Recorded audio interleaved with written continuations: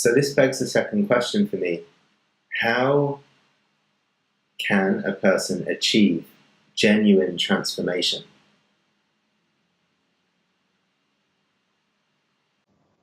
Well, I think we hit on it. I mean, you have to have the great burning desire, and then you have to accept all invitations. Your heart is prepared for something, and if you get invitation to something, you got to go. It's part of what, it's because you just don't know. And if you don't get invitation, you have to go create your own invitations by going out there and striking out and finding out something about yourself.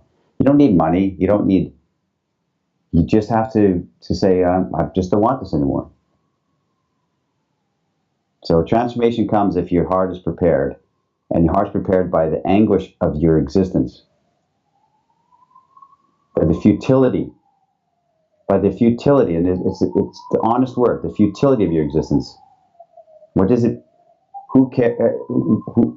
What does it mean that you're here? There's a futility to it. I visited my friend in Ottawa a few days ago. My friend Bill, who I always talk about, he's 94. I was there on his 94th birthday, and he's in this. Ottawa is the capital of Canada, and it has the biggest or most whatever retirement home for veterans. Right. So everybody in there is a soldier. Wow. And they're in their 90s. And I'm walking down the hall around Bill's place, and here's a room of a guy, and he's in there slumped over, eating his porridge in a hospital gown. And outside of his wall is a glass case beside every one man's door. This is for men, veterans for men.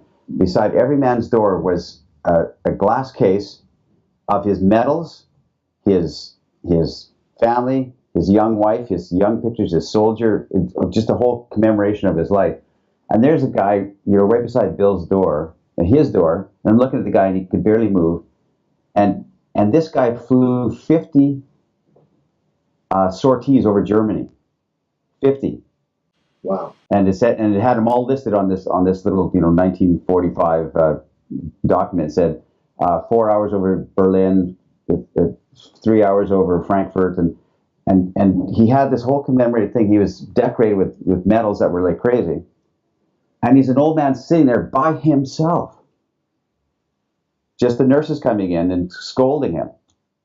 What did you do? You dropped your spoon. And this entire life, and his beautiful young wife is there, and he's alone. And I'm thinking, that's the futility of our lives, gentlemen. No, that man's achievements and accomplishments are lost, except for one glass case. When I was visiting Bill, because he has his own glass case, he was a code breaker in World War II, and he was a translator in the Vietnam War, and all. He has this commemorated there. I used to know him 20 years ago when he had his apartment, and I go visit him and his wife, who's now dead. And all the possessions he had were reduced to this glass case. That's it, and it's just some photographs and his medals and some certificates and that's it. And in his room, he has nothing. He just got a hospital bed and the picture on his wall, and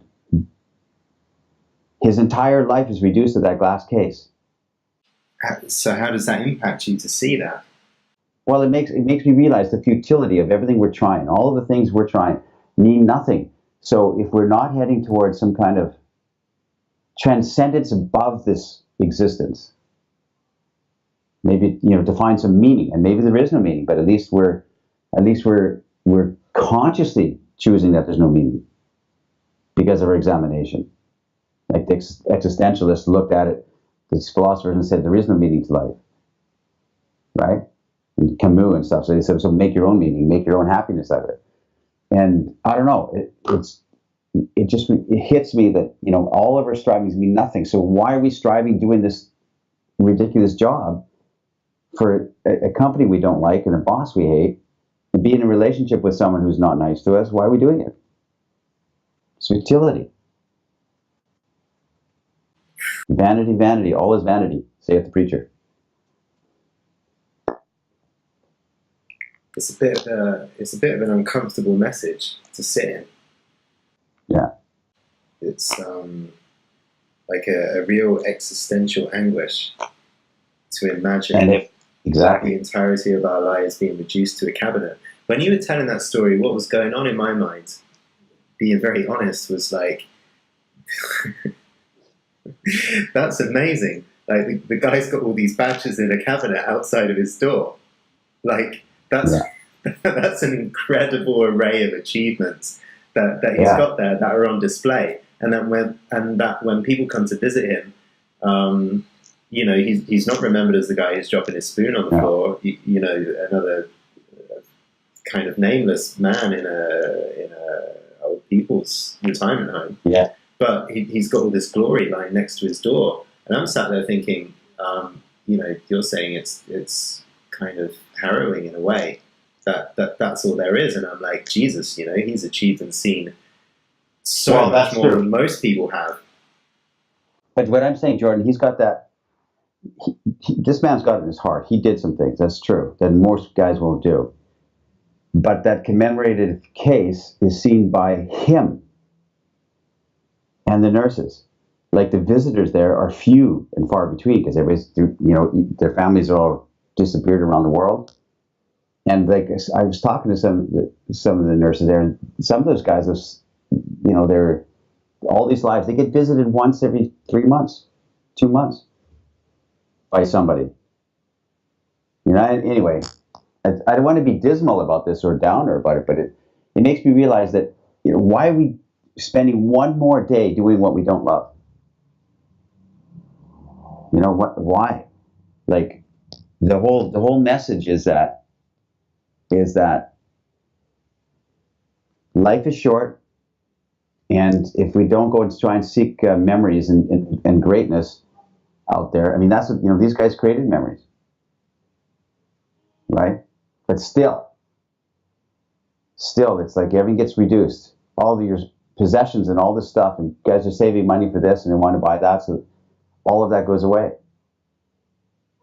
So what's the antidote or your best answer so far when it comes to how can we transcend this kind of inevitability of getting older and having nothing to show for our lives or not much to show for our lives?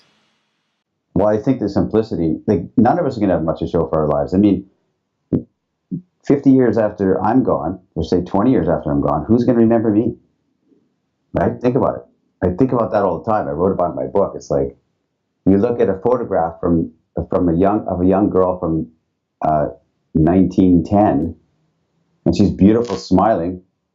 Right? Like yeah, like what we do in Bordellos in Bucharest, where we film the insertion of That's the Go. When nobody's around and I'm walking through those hallways, I stop and I look and I look and I look and I look and I just stare at these women, you know, and they're young and smiling and beautiful and leaning on a couch, and yeah, all that, everything's gone, and that it informs my entire path. It informs what I do. It's like it informs that's why there's a sadness to the philosophy of Ars Amorata, because there's a sadness throughout life. There's a sadness in all of us. You know, life is struggle and hardship, and there's no way you get around it. So when you accept it and embrace it, now you bring great things forth. You know? Yeah. It sounds like I'm being very pessimistic, but I'm not. Because the great answer out of that is because once you realize that life is struggle, that nobody's got it figured out, that nobody's a guru, then you could say, you know what, I'm going to go live in the wind and live and create the best memories I can with the greatest relationships I can. Like, I don't know those old men in those rooms, but I do know Bill in those rooms, and he had a beautiful relationship with his loving wife that he remembers. It was exquisite relationship, and it was something that he's near and dear to his heart. So he's okay if he dies. I could feel it in his energy. He's old. He's sitting there. I could feel that he's okay. He doesn't feel like an anguish and a regret. He's that man. I asked him the question. I said, Bill, do you regret anything? because he had women all over the world. He got thrown in jail for 10 days in the army because he signed his own furlough paper. Got caught. What paper? He gave himself a leave from like to go to the town, and because of a girl. So he wanted to see her longer. So he forged the signature of his sergeant, whatever, and so he could stay longer on leave. And he got thrown in jail for 10 days for it. And he was a scoundrel his whole life. He traveled all over the world. He spoke 11 languages. And I asked him this question. I said, Bill, do you have any regrets? And he instantly said, no, none. So, I don't know, just an influence for me and a great positive. Because if you feel that I've got regrets, or if you feel like if you continue doing what you're doing for the next year, you will regret it. Wow, you got to stop it. Wow, you got to stop it. What's the point? Yeah. So Has me think of a couple of stories that I heard just the last couple of days. A friend of mine, an Israeli friend of mine, was telling me about Viktor Frankl and his studies on who would survive the Holocaust or not, and he found that the small percentage that made it through in these like ghastly conditions had a greater sense of meaning that they would struggle for. And he told a story about a friend who was visited one night in a vision and was told that you're going to leave the concentration camp on a certain date, a certain month, or a certain year, and someone would kind of open the gate and let you go, and it would be over. And when he woke up that morning and there was no news and they didn't open the gate, he died the same night. Because having that kind of golden thread in the future was enough to give him he had a lot of zest come from that dream because he thought he would be released on a certain day. And then at the same time, I hear these stories, especially from the Indian gurus, the kind of enlightened sages who know when they're going to die. And they'll have a dream or something will come to them and they'll be like, oh, you know what, I just realized that my purpose in this life has been completed. And shortly after they'll die, and they know at their time of birth that one, their mission on earth has been completed, it's done.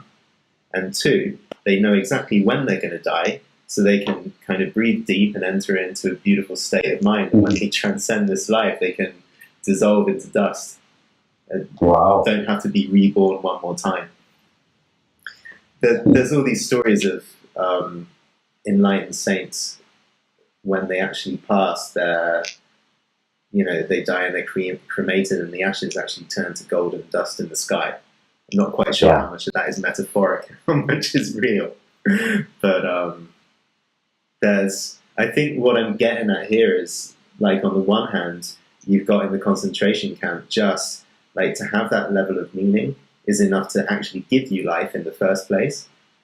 Yeah. But then to have completed and fulfilled your sense of meaning on this earth actually allows us to die in total peace. Yeah, and it doesn't mean you've got a big mission you've got to accomplish. It could be, meaning could be as simple as you loving a girl, raising a child, and sending them off into the world. That could be as strong as meaning as anything. You don't need this big mission statement or I have got to accomplish or be all things to all people or be excellent to others and inspire. No, you don't need that kind of, just the simplicity of just the meaning of you being authentic in your relationship and honest in your raising of your child, and putting that guy into the world.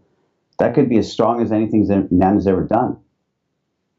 So it sounds like, and I just want to loop back to the beginning of this little bit of the talk, it sounds like for transformation to really happen, the fundamental thing that a man needs, a woman needs, that is needed is the real desire to make transformation happen in the first place. Yeah, and the willingness to go through the trial by fire, whatever that is, yeah. And that could be just solitude, that could be scaring yourself, that could be travel, that could be, I don't know what could be. really doing something that makes you feel like you are seeking something in your heart. And how does that willingness and that desire arise? Like how does a person go from being a passive YouTube viewer to potential hero on the edge of that threshold, 1 foot in, 1 foot out of their own adventure, to the guy who's actually doing something pretty wild and extreme? Well, you can't will it. You can't make a decision. I'm going to have this now. It comes from inside you. It's something that arises in you. It's something moves upon you. The spirit moves on you, or whatever. It's not like something you can say, "Oh, okay, well, I've been this Kardashian watching YouTube consumer guy, and now I'm going to become the seeker." You can't will it. You can't choose if you don't have it in you. If you haven't felt the call, if you haven't heard your name on the wind, you can't create it. You can't choose it. It's something. So the things that I do, things that you do, are not for everybody. It's for the seekers. If a guy's not a seeker, they'll go, "Ha, that's funny. Yeah, that's cool. Yeah, yeah. Those guys don't know what they're talking about," or whatever. If they're not seekers, they can't even comprehend what we're trying to do. It just doesn't. It's not in their worldview. It's not in their consciousness. They can't do it. So it's not something you can create. You can't will yourself to be happy, for instance. It's not something you can will yourself. It's like it's an emotion that comes from inside you, that comes from internal beliefs and external circumstances, and that sort of thing. It's a peculiar facet of the human spirit that I think we're talking about, and it's funny because it is very possible to go from passive YouTube viewer to person on the edge of buying the ticket to person going to the spiritual hotspot of the time, or that city in the world that we all know where all the beautiful women live, and going to have that adventure and being another passive spectator. It's I don't know, maybe it's a question we cannot answer, but there is an ongoing question we have, which is how to ignite that fire of the human spirit. Yeah. Because you can watch a video on YouTube, you can go onto your favorite cheap airline, find me a flight to a chosen destination city, you can buy that thing, and you can show up in the destination. And if that fire is lit somehow, that seeker quality, you can have exactly the same experience from the exterior. A person watching would see exactly the same motions, but on the inside, how that whole journey feels is night and day. It's totally different.